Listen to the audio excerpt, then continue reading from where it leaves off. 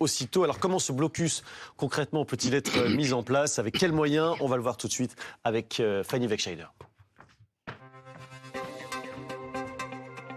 Pouvez-vous nous montrer, Fanny, carte à l'appui, ce que vont faire les Américains? Alors globalement, c'est matérialisé par cette ligne rouge ici.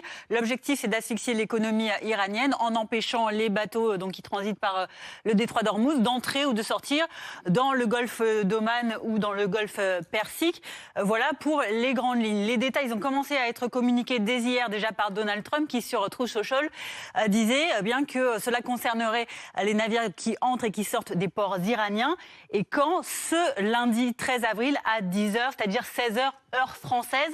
Plus de détails ensuite ont été communiqués par le CENTCOM, le commandement central des États-Unis, des armées américaines, qui a expliqué que ça serait de manière impartiale puisque les navires de toute nationalité seraient concernés à partir du moment où elles traverseraient les ports et les zones côtières iraniens ou encore situés dans le golfe Persique et dans le golfe d'Oman. Exception faite, ça aussi c'est une précision du CENTCOM, des navires qui, eux, transiteraient par ce détroit, mais qui n'iraient pas ou qui ne viendraient pas de ports iraniens.